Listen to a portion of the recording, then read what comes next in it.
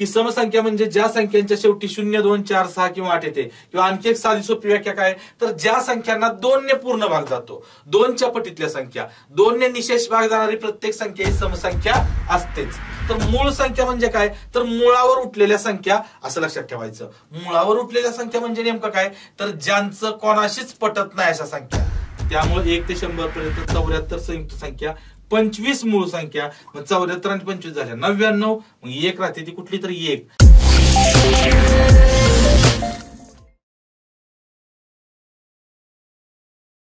नमस्कार मित्रांनो, मी प्राध्यापक नितीन सत्रे आपल्या सर्वांचं बेनेटर करिअर्सच्या ऑनलाईन प्लॅटफॉर्मवरती स्वागत करतो. मित्रांनो, पाठीमागच्या सेशन मध्ये आपण या संख्या आणि मूलभूत प्रक्रिया हाच घटक, त्यामध्ये संख्यांचे जे मूलभूत प्रकार आहेत ते आपण पाहिले होते. संख्यांचे कोणकोणते मूलभूत प्रकार आहेत, तर नैसर्गिक संख्या, पूर्ण संख्या, पूर्णांक संख्या, परिमेय संख्या, अपरिमेय संख्या आणि वास्तव संख्या, हे 6 मूलभूत प्रकार, basic types of the numbers आपण पाठीमागच्या सेशनला पाहिलेले होते, बरोबर. आता यानंतरचे जे प्रकार आहेत ते प्रकार आपण आजच्या सेशनला पाहणार आहोत.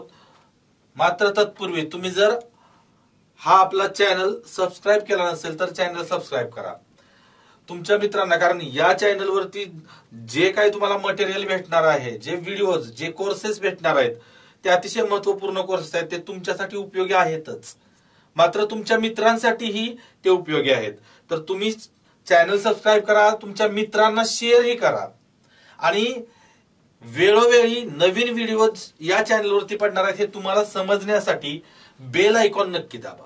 बेल आयकॉन दाबला की तुम्हाला नोटिफिकेशन येत राहील की हा बाबा नवीन व्हिडिओ आलेला आहे. तर पोलीस भरतीसाठीचा संपूर्ण कोर्स आपण यामध्ये देणार आहोत. त्यानंतर सरळ सेवा भरती कंबाईन, ग्रुप बी ची, ग्रुप सी ची कंबाईन, एमपीएससी, यूपीएससी, नीट, जेई असे बरेच प्रोग्राम आपण यामध्ये देणार आहोत आपल्याला. त्यामुळं तुम्ही जर चॅनल सबस्क्राईब केला असेल तर चॅनल सबस्क्राईब करा आणि बेल आयकॉन दाबा. ओके, तर आपण स्टार्ट करू आजच्या या सेशनला. बघा, आता हे पहिले जे बेसिक टाइप्स आपण पाहिले होते, ते बेसिक टाइप्स संख्यांचे, आणि आता त्यानंतर आता जे प्रकार आपण पाहणार आहोत ते संख्यांचेच प्रकार आहेत. मात्र मी तुम्हाला पाठीमागच्या सेशनलाही सांगितलं होतं, ते संख्यांचे प्रकार हे फक्त नैसर्गिक संख्यांचे उपप्रकार येतात. नैसर्गिक संख्यांचे उपप्रकार येतात ते आपण पाहणार आहोत. तर त्यामध्ये बघा, ऍक्च्युली आपण 6 प्रकार पाहिले होते आपण. 6 प्रकार. सातवा प्रकार कोणता आहे बघा, 7वा प्रकार, त्यामध्ये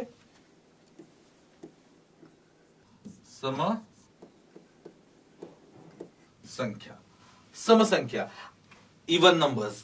समसंख्या म्हणजे नेमकं काय, तर आता हे समसंख्या, आणि 8वा प्रकार आपण तुलनात्मक पाहू, विषम संख्या. याला काही जास्त वेळ द्यायची गरज नाही, लक्षात ठेवा. यावरती जे प्रश्न प्रकार पडणार आहेत ते प्रश्न प्रकार आपण नंतर पाहणारच आहोत. समसंख्या, विषम संख्या. आता समसंख्या म्हणजे काय, तर लक्षात घ्या की ज्या संख्यांच्या शेवटी 0, 2, 4, 6 किंवा 8 येते. बघा काय, तर ज्या संख्यांच्या शेवटी 0, 2, 4, 6 किंवा 8 येते त्यांना आपण समसंख्या म्हणतो. आता यामध्ये बघा, अतिशय महत्वाचं वाक्य आहे ते म्हणजे 2 ही सर्वात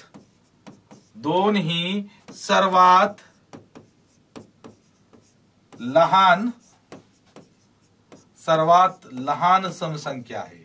अतिशय महत्वाचं वाक्य आहे, कारण मी तुम्हाला पाठीमागच्या वर्षी सरळ सेवेला एक प्रश्न विचारला होता, जो 5वा प्रश्न आहे. त्यामध्ये बघा, 2 ही सर्वात लहान समसंख्या आहे, त्यामुळे 2 पेक्षा लहान समसंख्या अस्तित्वात नसते. त्यामुळं बऱ्याच लोकांना वाटतं शून्य ही सुद्धा समसंख्या आहे. नाही, शून्य ही समसंख्या नाही, लक्षात ठेवा. कारण समसंख्या, विषम संख्या, मूळ संख्या, समूळ संख्या, संयुक्त संख्या, जोडमूळ संख्या, त्रिकोणी संख्या हे जे सगळे संख्यांचे प्रकार आहेत ते नैसर्गिक संख्यांचे उपप्रकार आहेत. आणि नैसर्गिक संख्यांची सुरुवात 1 पासून होते. 1 पेक्षा लहान संख्या नैसर्गिक संख्या नसतात. तसेच 2 पेक्षा लहान कोणती संख्या समसंख्या नसते. 0 ही 2 पेक्षा लहान आहे किंवा 1 पेक्षाही लहान आहे ती, त्यामुळे ती समसंख्या नसते, लक्षात ठेवा. पण 0 शेवटी आलं, उदाहरणार्थ बघा, याचं जर एक्झाम्पल द्यायचं झालं, उदाहरण, तर आता समजा हे 70 आहे. 7 ही विषम संख्या आहे पण शेवटी 0 आलं, त्यामुळे 70 ही काय झाली, समसंख्या झाली. 70 ही समसंख्या 72 असेल किंवा 16 असेल, 14 असेल, 28 असेल, अशा की सिंपल. हे काय जास्त तुम्हाला शिकवण्यासारखं यात काही नाही, पण माहित असावं. कारण असं नाही की शिक्षक म्हटल्यानंतर त्या समोरच्या विद्यार्थ्याला 0 माहिती आहे, इथूनच आपल्याला स्टार्ट करायचे. त्यामध्ये कुठली आपल्याला अजिबात कॉम्प्रोमाइज करायचं नाहीये. तर बघा की समसंख्या म्हणजे ज्या संख्यांच्या शेवटी 0, 2, 4, 6 किंवा 8 येते. किंवा आणखी एक साधी सोपी व्याख्या काय, तर ज्या संख्यांना 2 ने पूर्ण भाग जातो, 2च्या पटीतल्या संख्या, 2 ने निशेष भाग जाणारी प्रत्येक संख्या ही समसंख्या असतेच असंही तुम्ही म्हणू शकता. आता बघा, त्यानंतर पुढचा जो एक प्रकार आपण पाहणार आहे तो म्हणजे विषम संख्या. बघा 8वा प्रकार,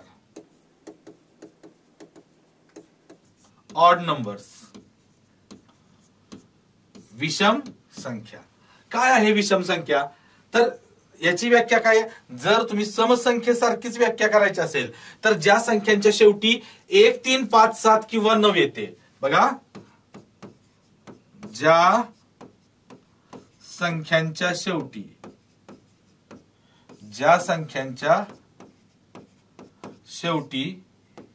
1, 3, 5, 7 किंवा 9 येते, अशा संख्यांना आपण काय म्हणतो, विषम संख्या म्हणतो. लक्षात ठेवा, ज्या संख्यांच्या शेवटी 1, 3, 5, 7 किंवा 9 येते. आता ह्याच्यात पण काय आहे लक्षात ठेवा की 1 ही सर्वात लहान, 1 ही सर्वात लहान विषम संख्या आहे. विषम संख्या आहे. 1 ही सर्वात लहान विषम संख्या आहे. आता याचं उदाहरण काय जर द्यायचं झालंच, उदाहरण की 481, 729, 625, 86. शेवटी काय बघा, 1, 3, 5, 7 किंवा 9 आलं की त्याला काय म्हणायचं आपल्याला, विषम संख्या. आता ह्या समसंख्यांच्या आणि विषम संख्येच्या बाबतीत एक महत्वाचा प्रश्न अगदी पोलीस भरतीपासून ते युपीएससी पर्यंत विचारला जाऊ शकतो. तो म्हणजे काय की अमुक अमुक एका संख्येपासून ते तमुक तमुक एका संख्येपर्यंत एकूण समसंख्या किती येतात किंवा एकूण विषम संख्या किती येतात, असा प्रश्न विचारला जातो. मग काय त्याचं उदाहरणार्थ की 27 पासून ते 781 पर्यंत एकूण समसंख्या किती, किंवा 27 पासून 781 पर्यंत एकूण समसंख्या किती, असा प्रश्न विचारला जातो. आता तो प्रश्न कसा सोडवायचा आहे तो आपल्याला पुढे पाहायचा आहे याच्यावरती. आता फक्त आपण सुरुवात आहे आणि यामध्ये फक्त आपण इंट्रोडक्शन किंवा संख्यांच्या प्रकारांची ओळख पाहतोय. ओके, तर हे झालं समसंख्या आणि विषम संख्या. यानंतरचा प्रकार बघा, तर यानंतरचा प्रकार आहे तो म्हणजे, आता मी क्रमांक देत नाही, तर मूळ संख्या. अतिशय महत्वाचा, मूळ संख्या. ओके, आता मूळ संख्या किंवा त्यांना आपण प्राईम नंबर्स म्हणतो. आता मूळ संख्या ऍक्च्युली, आता मूळ म्हटलं की आपल्या मूळ या शब्दाचा अर्थ काय असतो, तर मूळ म्हणजे एक जमिनीमध्ये झाडांचं मूळ असतं ते एक असतं मूळ, बरोबर. किंवा आता इथं मूळ प्राईम नंबर्स, मूळ संख्या. तर मूळ संख्या म्हणजे नेमकं काय, तर आपण थोडक्यात तुम्हाला सांगतो. एक शब्द आपण वापरतो काय, समजा आपण बॅचलर राहतोय फ्लॅट करून रूम करून आपण राहतोय समजा अभ्यासाला, 4-5 मुलं एकाच रूम मध्ये राहत आहेत. आता 4-5 मुलांमधले 4 मुलं असे आहेत ते बिनधास्त त्यांचं एकमेकांशी पटतंय, बिनधास्त एकमेकांसोबत चांगले राहत आहेत. मात्र एखादं त्यातलं असं असतंय त्याचं कोणाशीच पटत नाही. मग ते काय करतंय की स्वतःचा बेड आहे, स्वतःच्या बेड पुरतच जागा बघणार, घरून काय समजा खाऊ आणला, फराळ आणला, काय आणला, कोणी नसताना एकटंच खाणार, कोणाशी मिसळणार नाही, काय नाही, त्याच्या पुस्तकाला कोणी हात लावला की लगेच असं अंगावरती जाणार. आपण काय म्हणतो माहितीये का, हे आमच्या रूमच्या मुळावर उठलंय, किंवा गावात एखादी व्यक्ती अशी असते त्याचं कोणाशीच पटत नाही, तर आपण काय म्हणतो, हे गावाच्या मुळावर उठले असं आपण म्हणतो. तर मूळ संख्या म्हणजे काय, तर मुळावर उठलेल्या संख्या असं लक्षात ठेवायचं. मुळावर उठलेल्या संख्या म्हणजे नेमकं काय, तर ज्यांचं कोणाशीच पटत नाही अशा संख्या, तुम्ही म्हणणार कसं काय बाबा, पटत नाही म्हणजे काय, तर ज्या संख्यांना स्वतः आणि एक व्यतिरिक्त इतर कोणत्याही संख्येने भाग जात नाही अशा संख्यांना आपण काय म्हणतो, मूळ संख्या म्हणतो. ज्या संख्यांना स्वतः आणि एक व्यतिरिक्त इतर कोणत्याही संख्येने निशेष भाग जात नाही अशा संख्यांना आपण काय म्हणतो, मूळ संख्या म्हणतो. व्याख्या मी थोडक्यात लिहितोय बघा. ज्या संख्यांना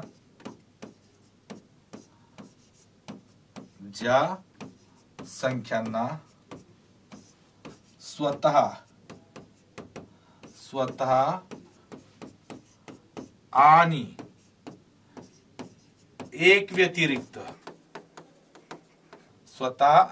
एक व्यतिरिक्त इतर कोणत्याही संख्येने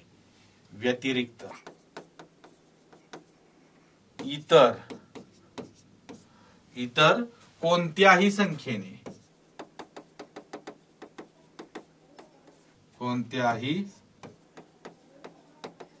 संख्येने निशेष भाग जात नाही. काय भानगड आहे बरं, आता बघूया आपण की ज्या संख्यांना स्वतः आणि एक व्यतिरिक्त इतर, म्हणजे थोडक्यात तुम्हाला सांगतो, ज्या संख्या कोणाच्याही स्वतः व्यतिरिक्त इतर कुठल्याही संख्येच्या पाड्यात येत नाहीत. टेबल तुम्हाला माहिती आहेत, कोणत्याही संख्येच्या पाड्यात येत नाहीत. आता फॉर एक्झाम्पल, आता 7 ही संख्या आहे, 7. आता 7 या संख्येला बघा, 7 ही संख्या कोणाच्याच पाड्यात येत नाही. 7 स्वतः 7च्याच पाड्यात येते, 7 × 7 किंवा 1च्या पाड्यात येते, कारण 1च्या पाड्यात सगळ्या संख्या, 1 न प्रत्येक संख्येला भाग जातो. मी तुम्हाला पहिल्या लेक्चरला सांगितलं होतं, गणितामध्ये 1 हे महात्मा गांधी सारखं असतं, म्हणजे महात्मा गांधी सारखं 1चा रूल असतो. महात्मा गांधी सारखं म्हणजे काय, तर महात्मा गांधीजींचं सर्वांशी पटत होतं, कोणाचं राग करत नव्हते, कोणाशी भांडण करत नव्हते, काही नाही, बरोबर, सर्वांशी पटवून घ्यायचे. तसं 1 आहे, सर्वांशी पटवून घेणारा. ओके, एकचं सर्वांसोबतच पटतं. मग ज्या संख्यांना स्वतः आणि एक व्यतिरिक्त इतर कोणत्याही संख्येने भाग जात नाही अशा संख्यांना मूळ संख्या म्हणतात.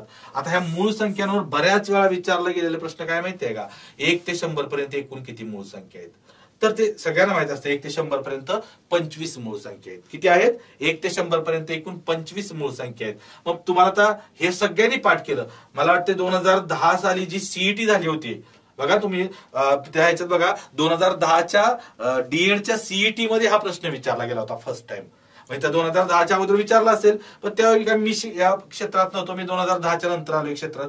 तर मला आठवतंय की 2010च्या सीईटीला प्रश्न विचारला होता की 1 ते 100 पर्यंत एकूण मूळ संख्या किती, असा प्रश्न विचारला होता. त्यानंतर तो प्रश्न बऱ्याच वेळा रिपीट झाला, बऱ्याच सरळ सेवा परीक्षांना, पोलीस भरतीला बऱ्याच वेळा तो काय झाला, रिपीट झाला प्रश्न.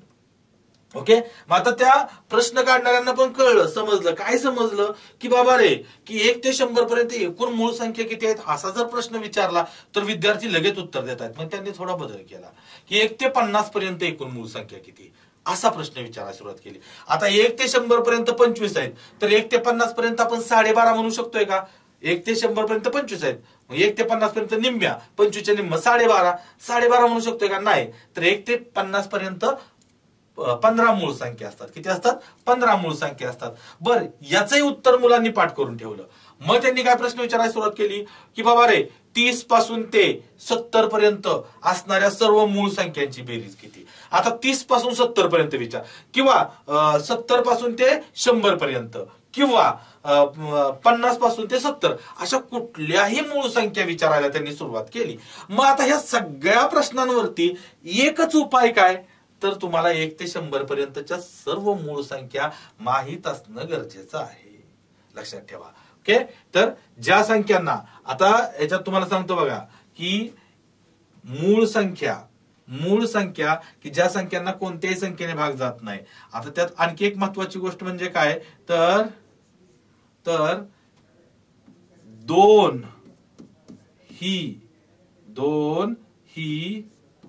सर्वात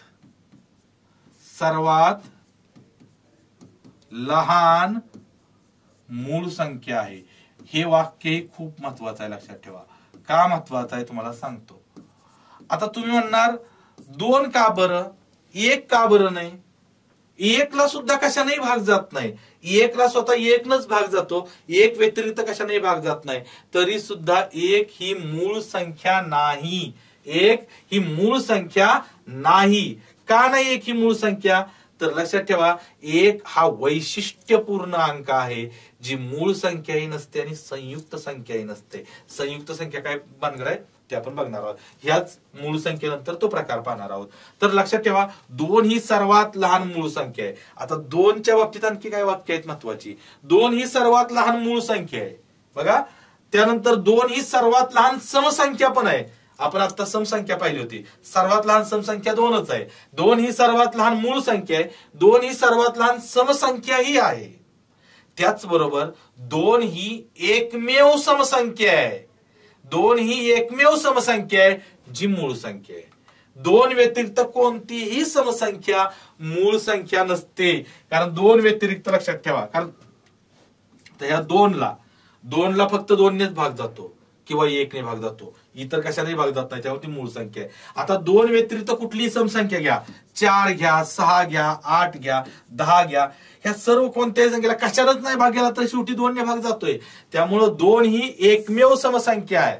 2 ही एकमेव समसंख्या आहे जी काय आहे, मूळ संख्या आहे, लक्षात ठेवा. 2 व्यतिरिक्त इतर कुठलीही समसंख्या मूळ संख्या नसते. ओके.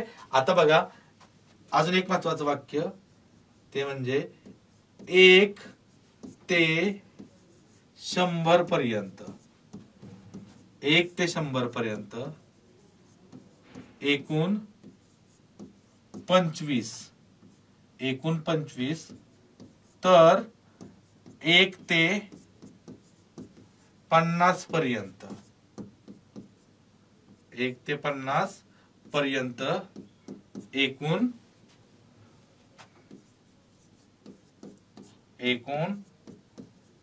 15 मूळ संख्या असतात. हे वाक्य महत्वाचं आहे. याच्यावर प्रश्न विचारले गेलेले आहेत.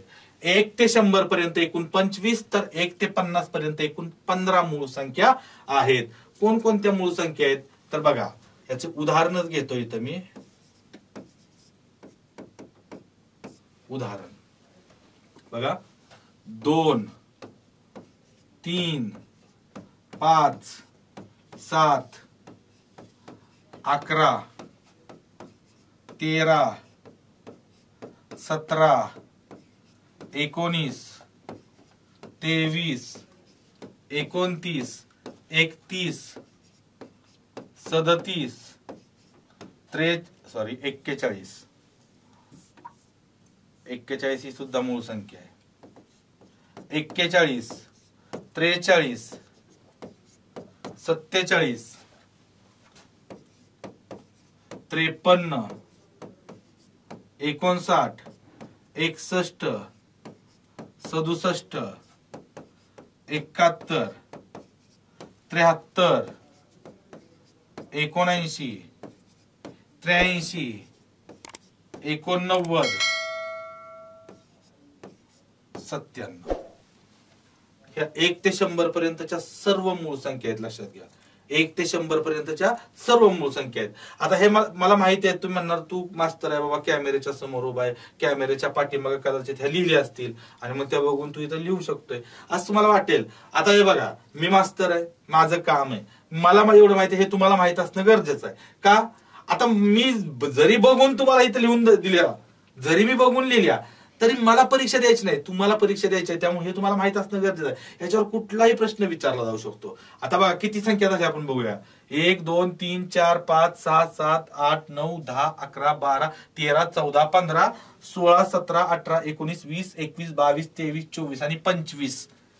बघा इथं आपण लिहिलंय काय तर 1 ते 100 पर्यंत एकूण किती म्हटलंय आपण 25 मूळ संख्या झाल्या का 25. आता दुसरा आपण म्हटलं 1 ते 50 पर्यंत एकूण 15 मूळ संख्या आहेत. 1 ते 50 पर्यंत आपण मोजू. आता हे 53 आहे की नाही बघा 53 हे जे 53 50 पेक्षा मोठं होतंय म्हणजे इथपर्यंत पहिल्या लाईन मधले आहेत ना त्या 50 पर्यंत आहेत. किती आहेत बघा 1 2 3 4 5 6 7 8 9 10 11 12 13 14 आणि 15. 1 ते 50 पर्यंत एकूण 15 मूळ संख्या आहेत आणि 1 ते 100 पर्यंत 25 मूळ संख्या आहेत. मग तुम्हाला जर ह्या 25च्या 25 मूळ संख्या माहित असतील तर ह्या मूळ संख्यांवर विचारला जाणारा कुठलाही प्रश्न तुम्ही आरामात सोडवू शकता. मग तुम्हाला त्यांनी प्रश्न विचारला काय की बाबा 50 ते 70 पर्यंतच्या सर्व मूळ संख्यांची बेरीज. मग 50 ते 70 हे 50 पेक्षा लहान आहे. बघा कोणकोणते आहेत 50 ते 70 मध्ये संख्या 1 2 3 4 हे झालं. हे 4 संख्यांची बेरीज करायची आहे संपला. हा प्रश्न पोलीस भरतीला विचारलाय.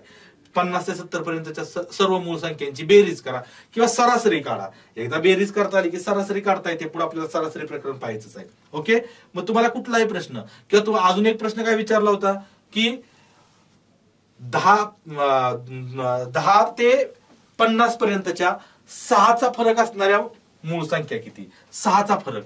आता 6चा फरक असणाऱ्या कुठल्या आहेत 7 आणि 13. 7 आणि 6 13. पुन्हा 11 6 17 13 आणि 6 19 17 आणि 6 23. लक्षात ठेवा 23 आणि 6 29. मग हे आता बघा 31 आणि 6 37.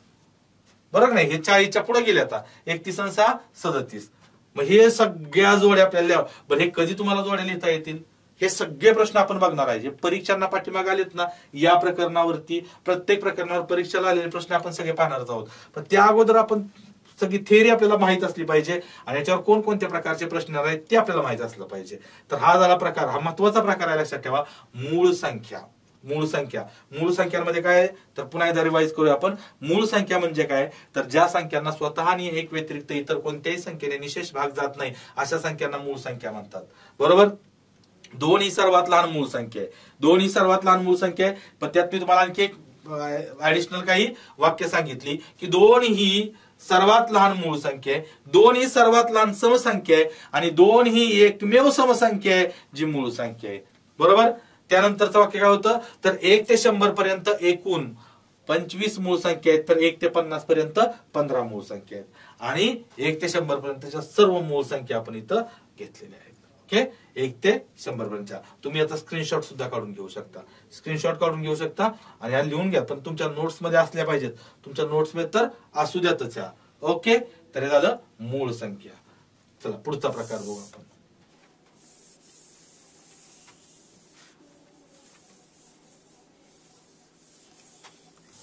पुढचा प्रकार कोणता आहे तर संयुक्त संख्या.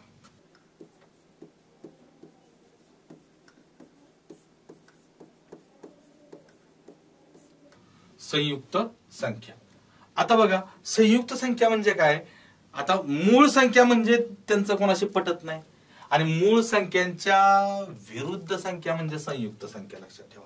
आपण काय म्हणतो एखादा कार्यक्रम काय आता समजा राजकीय कार्यक्रम असेल तर भाजपा आणि काँग्रेस यांच्या संयुक्त विद्यमाने हा कार्यक्रम आयोजित केलाय. संयुक्त विद्यमान म्हणजे काय की 2 किंवा अधिक जणांनी एकत्र येऊन तो राबवलेला कार्यक्रम त्याला आपण काय म्हणतो संयुक्त संख्या म्हणजे काय तर 2 किंवा अधिक संख्यांच्या गुणाकारातून निर्माण झालेल्या संख्या किंवा मूळ संख्या सोडून इतर सर्व संख्या. किंवा याची व्याख्या आणखी काय आपल्याला कशी लिहिता येईल बघा तर याची व्याख्या अशी लिहिता येईल की ज्या संख्या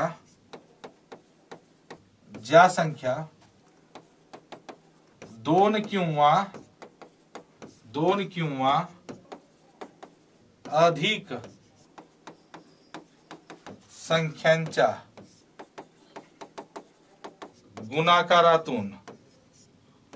गुणाकारातून तयार होतात.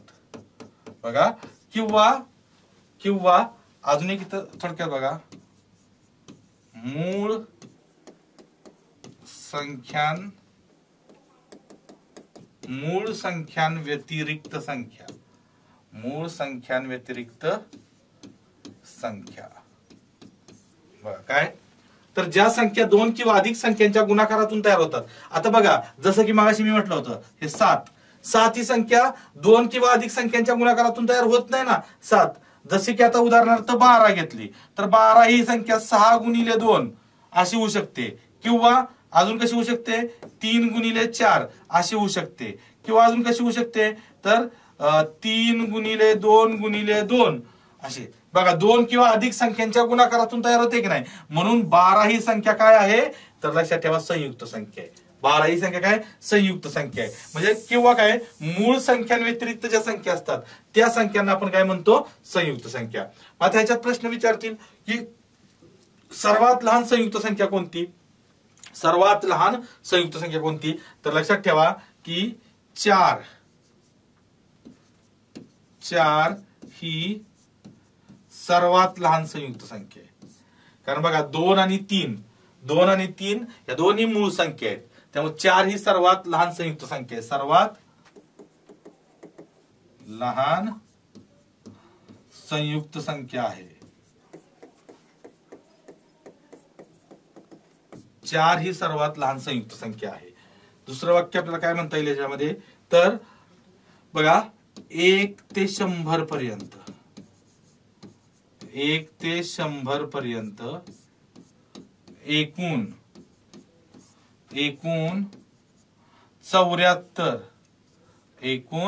74 काय आहेत संयुक्त संख्या आहेत.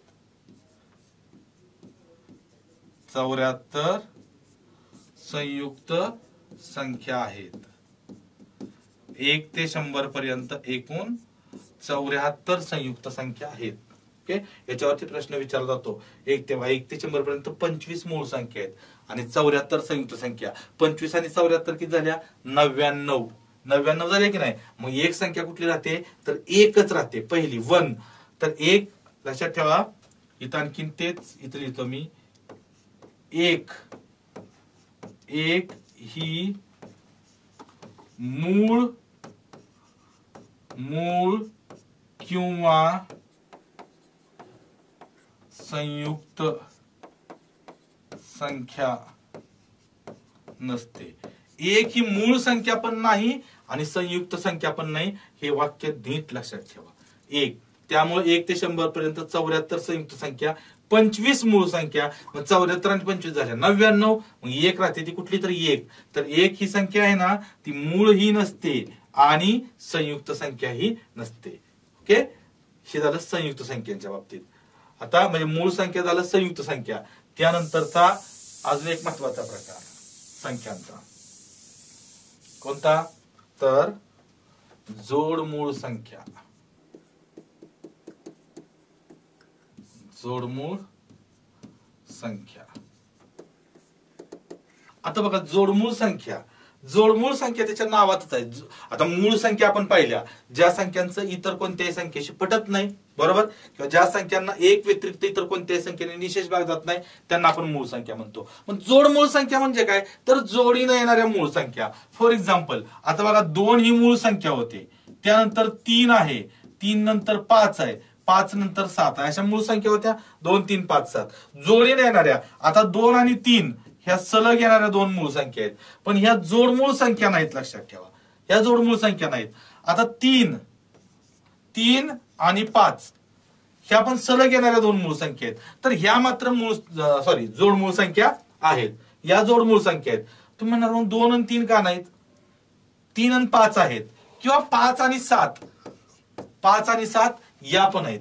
बघा मग 2 आणि 3 का नाही तर जोडमूळ संख्या म्हणजे काय तर ज्या 2 मूळ संख्यांच्या दरम्यान फक्त एक संयुक्त संख्या असते, किंवा ज्या 2 मूळ संख्यांमध्ये 2चा फरक असतो. कितीचा 2चा फरक असतो त्यांनाच जोडमूळ संख्या म्हणतात. 2 आणि 3 मध्ये बघा 1चा फरक आहे, 3 आणि 5 मध्ये 2चा फरक आहे म्हणून ही जोडमूळ संख्या आहे. ही का जोडमूळ संख्या आहे तर 5 आणि 7 मध्ये 2चा फरक आहे. ज्या 2 मूळ संख्यांमध्ये 2चा फरक असतो त्यांना जोडमूळ संख्या म्हणतात, त्यांना जोडमूळ संख्या म्हणतात.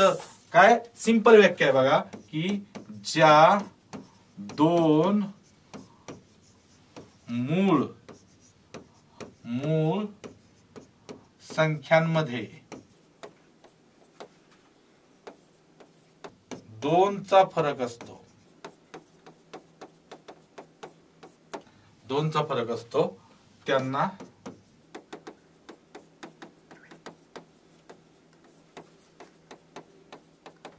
जोडमूळ संख्या म्हणतात.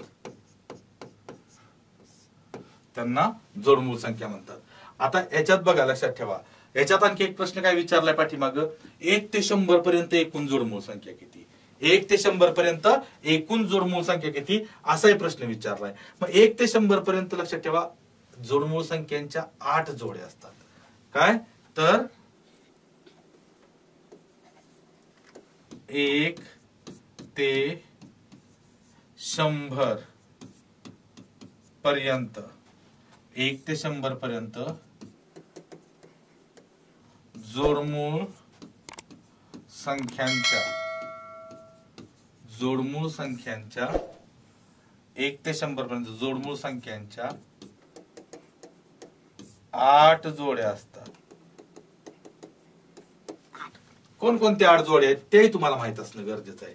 लक्षात ठेवा कोणकोणते 8 जोड्या आहेत 1 ते 100 पर्यंत, तर त्या बघा लक्षात घ्या. पहिले आहे 3 आणि 5. बघा 3 आणि 5 या दोन संख्यांमध्ये 2चा फरक आहे. ओके. दुसरे आहे 5 आणि 7. त्यानंतर 11 आणि 13. त्याच्यानंतर 17 आणि 19. त्याच्यानंतर 29 आणि 31.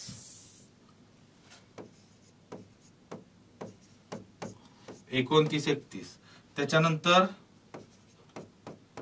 41 43. त्याच्यानंतर 59 आणि 61. त्याच्यानंतर 71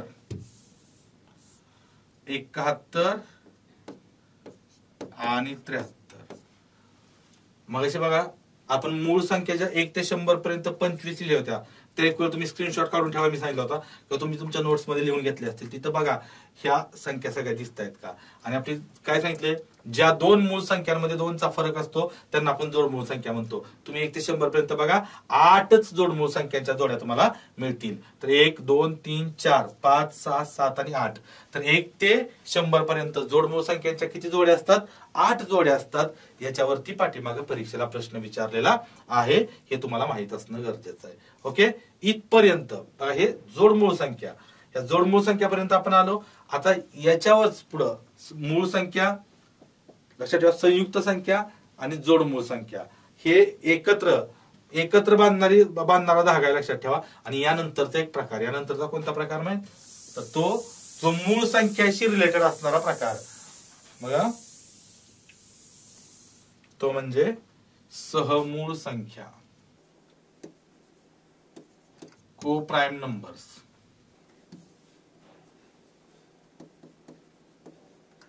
सहमूळ संख्या. सहमूळ संख्या. आता बघा मूळ संख्या म्हणजे काय आहे, मूळ संख्या म्हणजे काय, तर ज्या संख्यांना कोणत्याही एकाच संख्येने निशेष भाग जात नाही किंवा त्या संख्ये व्यतिरिक्त कुणाच्याही ती पाड्यात नसते, अशा संख्यांना आपण मूळ संख्या म्हणतो. मग सहमूळ संख्या, आता लक्षात ठेवा सहमूळ संख्या, तर एक तुम्हाला मी उदाहरण देतो इथं बघा. समजा की 8 ही मूळ संख्या आहे की संयुक्त संख्या आहे हे तुम्हाला माहिती आहे. तर 8 ही संयुक्त संख्या आहे, मूळ संख्या नाही. का नाही, तर तिला काय होतंय 2 ने भाग जातोय, तिला 4 ने भाग जातोय किंवा खूप संख्यांच्या गुणाकारातून ती तयार होते. ही मूळ संख्या नाही. आता 15 बघा, 15 ही सुद्धा मूळ संख्या नाही. का नाही मूळ संख्या, तर तिला 3 ने भाग जातोय, तिला 5 ने भाग जातोय, म्हणून ती मूळ संख्या नाही. बघा 8 ही मूळ संख्या नाही, तिला 2 ने भाग जातोय, तिला 4 ने भाग जातोय. तसंच 15ला सुद्धा 3 ने भाग जातोय, 5 ने भाग जातोय, म्हणून ती मूळ संख्या नाही. पण मी जर 8 आणि 15 या दोन संख्यांचा एकत्र विचार केला, या दोन संख्यांचा मी एकत्र विचार केला, तर बघा 8ला आणि 15ला, 8लाही आणि 15लाही कोणत्या एकाच संख्येने भाग जातोय ते मला सांगा. बघा काय सांगायचंय, मी काय प्रश्न विचारलाय, 8लाही भाग गेला पाहिजे आणि 15लाही भाग गेला पाहिजे, किंवा अशी एखादी मला संख्या सांगा ज्या संख्येच्या पाड्यात 8, आता 8 कोणाच्या पाड्यात आहे, 2च्या पाड्यात आहे, 4च्या पाड्यात आहे, 15 कोणाच्या पाड्यात आहे, 3च्या पाड्यात आहे, 5च्या पाड्यात आहे. मग मला अशी एखादी संख्या सांगा ज्या संख्येच्या पाड्यात 8 पण असेल आणि 15 पण असेल. अशी संख्या नाही, लक्षात ठेवा. कारण 8 कोणाच्या पाड्यात आहे, 2च्या पाड्यात आहे, पण 2च्या पाड्यात 15 नाही. 8 आणखी कोणाच्या पाड्यात आहे, 4च्या पाड्यात आहे, पण 4च्या पाड्यात 15 नाही. आता 8च्या पाड्यात आहे, पण 8च्या पाड्यात 15 येत नाही. आणि 15 कोणाच्या पाड्यात आहे, तर 15 3च्या पाड्यात आहे, पण 3च्या पाड्यात 8 येत नाही. आणि 15 5च्या पाड्यात आहे, 5च्या पाड्यात 8 येत नाही. म्हणजे 8 आणि 15 ह्या दोन्ही संख्या कोणत्याही एकाच संख्येच्या पाड्यात येत नाहीत. त्यामुळं ह्या दोन्ही संख्या, 8 ही संख्या मूळ संख्या नाही, 15 ही संख्या मूळ नाही, पण त्या दोघींचा जर एकत्रित विचार केला तर मात्र ह्या दोन्ही संख्यांना एक व्यतिरिक्त इतर कोणत्याही संख्येने भाग जात नाही. कॉमनली 8ला आणि 15ला. म्हणून त्यांना काय म्हणतात, सहमूळ संख्या म्हणतात.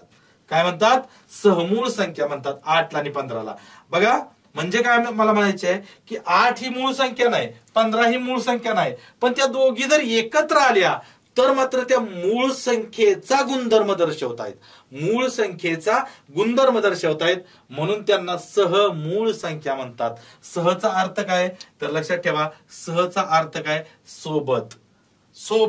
सोबतीमुळं मूळ झालेली. 8 ही मूळ संख्या नाही, पण ती 15च्या संगतीमुळं बिघडलेलं. आपण काय म्हणतो, समजा उदाहरणार्थ एक उदाहरण द्यायचं झालं, समजा तुम्ही काय केलं, एका दिवशी पार्टी केली, मित्रांसोबत पार्टी केली, अशी मस्त पैकी झिंगला तुमची पार्टी, अशी संध्याकाळी मस्त पार्टी झाली. आणि रस्त्यानं चालत आला तुम्हाला रस्ताच पूर्ण चालायला, इकडं तिकडं. आणि बघितलं कोणी, शेजारच्या, तुमच्या घराच्या शेजारी एखादी आजीबाई राहते, तिनं बघितलं समजा की पोरगा एकदम टल्ली होऊन आलाय. त्यानं सांगितलं तुमच्या आईला सांगितलं की बाई, ते तुझा बाबड्या रात्री त्याला रस्ता पुरत नव्हता चालायला, एवढी जास्त झाली होती त्याला, बरोबर. तर तुमची आई काय म्हणते माहितीये का, नाही हो, आमचा बाबड्या तसा नाही, या शेजारणीच्या गाबड्यामुळे आमचं बिघडलंय, शेजारणीच्या बाळ्यामुळे आमचं बिघडलंय, असं म्हणते बघा आई. कारण जगातली प्रत्येक आई अशीच असते. ती काय म्हणते, हे त्याच्या संगतीमुळं आमचं लेकरू बिघडलंय. तसं संगतीनं बिघडलेल्या किंवा संगतीमुळं मूळ झालेल्या संख्या असतात. संगतीमुळं मूळ झालेल्या संख्या म्हणजेच सहमूळ संख्या. म्हणजेच काय असतात, सहमूळ संख्या असतात. लक्षात ठेवा, सहमूळ संख्या म्हणजे काय, तर ज्या दोन संख्यांना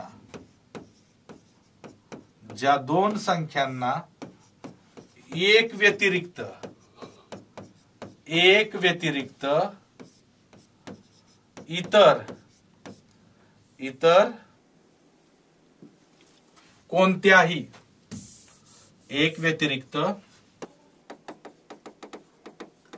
कोणत्याही संख्येने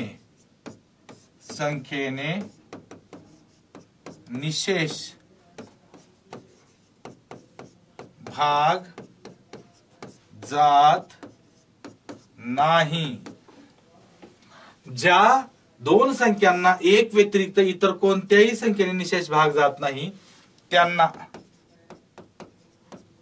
त्यांना सहमूळ संख्या म्हणतात. सहमूळ संख्या म्हणतात. फॉर एक्झाम्पल बघा, उदाहरण काय देता येईल, मगाशी मी सांगितलं तुम्हाला 8, 15 या दोन समूळ संख्या आहेत. किंवा बघा 4 आणि 9. आता 4 ही मूळ संख्या नाही, 9 ही मूळ संख्या नाही, बरोबर. मात्र 4 आणि 9 या दोन संख्यांचा एकत्रित विचार केला तर मात्र त्यांना कोणत्या एकाच संख्येने भाग जात नाही. किंवा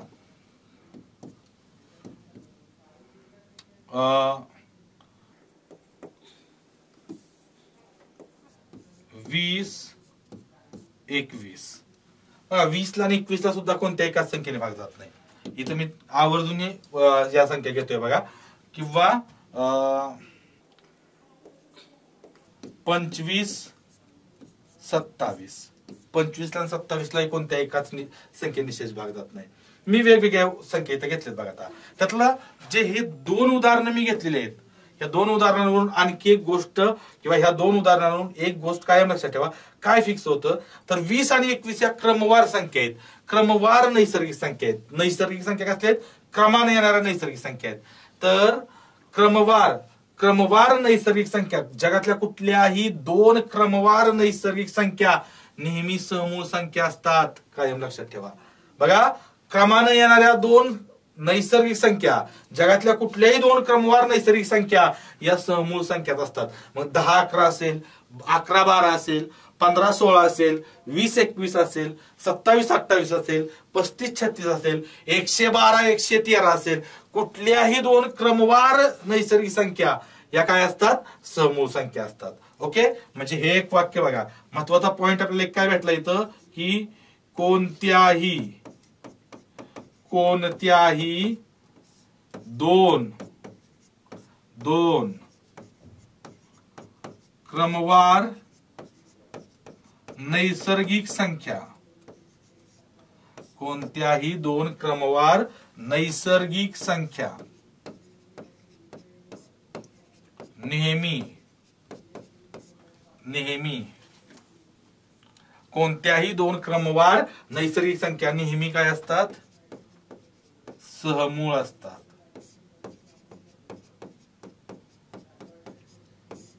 नेहमी सहमूळ असतात. कोणत्याही 2 क्रमवार नैसर्गिक संख्या नेहमी सहमूळ असतात. त्याचबरोबर अजून एक पॉइंट काय भेटला आपल्याला, 25 आणि 27. तर या 25 आणि 27 काय आहेत माहितीये का? तर या 25 आणि 27 या 2 क्रमवार विषम संख्या आहेत. लक्षात ठेवा, त्या काय आहेत?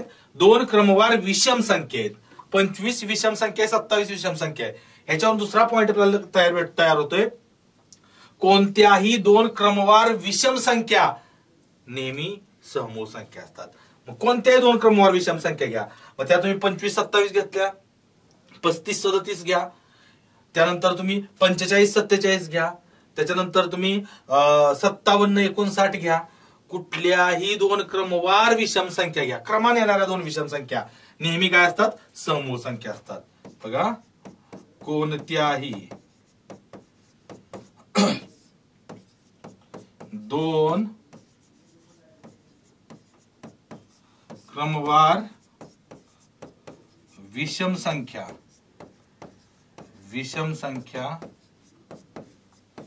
नेहमी समूळ संख्या असतात. नेहमी समूळ संख्या असतात. बरं, एवढं मी डीप मध्ये तुम्हाला का सांगतोय लक्षात ठेवा. तर या समूळ संख्या, आता याच्यात अजून तुम्हाला काय वाक्य जर सांगायचे असतील ना, तर मी सांगतो बघा की समूळ संख्येच्या बाबतीत कोणत्याही 2 समूळ संख्यांचा लसावी नेहमी त्यांच्या गुणाकारा एवढा असतो. काय असतो? कोणत्याही 2 समूळ संख्यांचा लसावी नेहमी त्यांच्या गुणाकारा एवढा असतो आणि त्यांचा मसावी नेहमी 1 असतो. हे आपल्याला शिकायचे आहे पुढं, कारण हे प्रकरण पुढे व्हायचं आहे, लसावी मसावी, त्यामध्ये आपण ते शिकणार आहे. मी तुम्हाला आता इथं काय सांगतोय, तर हे एवढं मी बारीक बारीक बारीक गोष्टी तुम्हाला सांगतोय ना, हे पुढे जाऊन तुमच्या फायदे राहणार आहेत. लक्षात ठेवा. मग तुम्हाला प्रश्न काय विचारतील की कोणत्या 2 समूळ संख्यांचा गुणाकार 5,03,415 असेल तर त्यांचा मसावी किती? ते गुणाकार 5 लाख असो, नाही तर 4 कोटी असो, नाही तर 20 कोटी असो, 2 समूळ संख्या म्हटलं ना की त्यांचा मसावी नेहमी 1 असतो. नेहमी 1 असतो. म्हणून मी या तुम्हाला सगळ्या गोष्टी सांगतोय. समूळ संख्या, मग समूळ संख्या कोणकोणत्या असतात? 2. मग तुम्हाला 2 क्रमवार सांगितलं, 2 क्रमवार नैसर्गिक संख्यांचा गुणाकार या अमुक अमुक आहे तर त्यांचा मसावी किती? 1. का? तर 2 क्रमवार संख्या काय असतात? समूळ संख्या असतात. आणि समूळ संख्यांचा मसावी नेहमी 1 असतो. का? तर त्यांना भागच जात नाही. 1 व्यतिरिक्त त्यांना इतर कशाने भाग जात नाही. ओके, या गोष्टी आपल्याला पुढे फायदे येणार आहेत. लक्षात ठेवा. त्यामुळे ह्या तुम्हाला अगदी सोप्या किंवा ह्या विनाकारण शिकवतात शिक्षक असं तुम्हाला वाटतं. कोणत्याही क्लासमध्ये गेल्यानंतर तुम्हाला शिक्षक सुरुवात बेसिक संख्यांपासून अशीच होते. का? तर त्या मास्तरला पिसाळलेलं कुत्रं चावलंय म्हणून ते तुम्हाला सांगत असतं का? नाही. तर याचा उपयोग संपूर्ण गणितासाठी पुढे होणार असतो, म्हणून या गोष्टी तुम्हाला सांगत असतात. ओके, तर बघा सहमूळ संख्या कळलं की ज्या दोन संख्यांना कॉमनली एक व्यतिरिक्त इतर कोणत्याही संख्येने भाग जात नसेल तर अशा संख्यांना आपण काय म्हणतो, सहमूळ संख्या म्हणतो. हे उदाहरण आपण पाहिली. आणि कोणत्याही दोन क्रमवार नैसर्गिक संख्या ह्या सहमूळ संख्या असतात, पहिलं वाक्य. दुसरं वाक्य, कोणत्याही दोन क्रमवार विषम संख्या ह्या सहमूळ संख्या असतात. ओके, तर इथपर्यंत बघा हे आतापर्यंत आपण पाहिले की नाही आजच्या सेशनला, या सेशनला जे पाहिले ना ते सगळे काय पाहिले तर नैसर्गिक संख्यांचे उपप्रकार पाहिले. आपण काय पाहिले, नैसर्गिक संख्यांचे उपप्रकार पाहिले. ओके, आता फक्त आजच्या सेशन मध्ये आपण काय काय पाहिलं थोडक्यात रिवाइज करूया. तर बघा सुरुवातीला आपण काय पाहिलं होतं, समसंख्या काय तुम्हाला थोडक्यात सांगतो. समसंख्या त्याची व्याख्या आपण अशी लिहिली होती की ज्या दोन, बघा हे रिवाइज करतोय आपण आपण काय शिकलो, आपण काय पाहिलं, एक वेळ फक्त शेवटी रिवाइज करूया आपण की ज्या संख्यांच्या शेवटी 0, 2, 4, 6 किंवा 8 येते अशा संख्यांना समसंख्या म्हणतात. किंवा तुम्हाला मी सिंपल त्याची व्याख्या सांगितली होती, ज्या संख्यांना 2 ने निशेष भाग जातो अशा संख्यांना आपण समसंख्या म्हणतो. लक्षात ठेवा, 2 ही सर्वात लहान समसंख्या आहे. ओके, 2 ही सर्वात लहान समसंख्या आहे, त्या संख्यांना 2 ने भाग जातो. विषम संख्या सोपा दुसरा प्रकार पाहिला होता, विषम संख्या. विषम संख्यांमध्ये आपण काय पाहिलं तर ज्या संख्यांच्या शेवटी 1, 3, 5, 7 किंवा 9 येतं अशा संख्यांना आपण विषम संख्या म्हणतो. किंवा ज्या संख्यांना 2 ने निशेष भाग जात नाही अशा संख्यांना आपण विषम संख्या म्हणतो. ओके, तर 1 ही सर्वात लहान विषम संख्या आहे, इथपर्यंत पाहिलं. त्यानंतर आपण पुढे काय पाहिलं होतं, मूळ संख्या पाहिल्या होत्या. मूळ संख्या म्हणजे मुळावर उठलेल्या संख्या, ज्यांचं कोणाशी पटत नाही अशा संख्या. म्हणजे काय तर ज्या संख्यांना स्वतः आणि एक व्यतिरिक्त इतर कोणत्याही संख्येने निशेष भाग जात नाही अशा संख्यांना आपण काय म्हणतो, मूळ संख्या म्हणतो. ओके, 1 ते 100 पर्यंत एकूण 25 मूळ संख्या आहेत. 1 ते 50 पर्यंत एकूण 15 मूळ संख्या आहेत. ओके, 1 ते 100 पर्यंतच्या 25 मूळ संख्या आपण लिहून घेतल्या होत्या इथं. ओके, त्यानंतर आपण पाहिलं होतं काय, संयुक्त संख्या म्हणजे काय तर ज्या संख्या 2 किंवा अधिक संख्यांच्या गुणाकारातून तयार होतात त्यांना आपण काय म्हणतो, संयुक्त संख्या म्हणतो. 4 ही सर्वात लहान संयुक्त संख्या होते आणि 1 ते 100 पर्यंत एकूण 74 संयुक्त संख्या आहेत. ओके, मूळ संख्येच्या बाबतीत एक वाक्य तुम्हाला सांगायचं राहिलं, ते मी मगाशी सांगितलं होतं, आता एकदा पुन्हा रिपीट करतो की 2 ही सर्वात लहान मूळ संख्या आहे, 2 ही सर्वात लहान समसंख्या ही आहे आणि 2 ही एकमेव समसंख्या आहे जी मूळ संख्या आहे. ओके, संयुक्त संख्या झाली मूळ संख्या. त्यानंतर आपण पाहिलं होतं जोडमूळ संख्या म्हणजे काय तर ज्या 2 मूळ संख्यांच्या दरम्यान 2चा फरक असतो, ज्या 2 मूळ संख्यांमध्ये 2चा फरक असतो अशा संख्यांना आपण काय म्हणतो, जोडमूळ संख्या म्हणतो. 1 ते 100 पर्यंत जोडमूळ संख्यांच्या किती जोड्या आहेत, 8 जोड्या आहेत. कोणकोणत्या जोड्या आहेत तर 3, 5 ची एक जोडी आहे, 5, 7 ची एक जोडी आहे, 11, 13 ची एक जोडी आहे, 17, 19 ची एक जोडी आहे, 29, 31 ची एक जोडी आहे, 41, 43 ची एक जोडी आहे, 59, 61 ची एक जोडी आहे आणि 71, 73 ची एक जोडी आहे. अशा 5 आणि 3 किती झाल्या 8.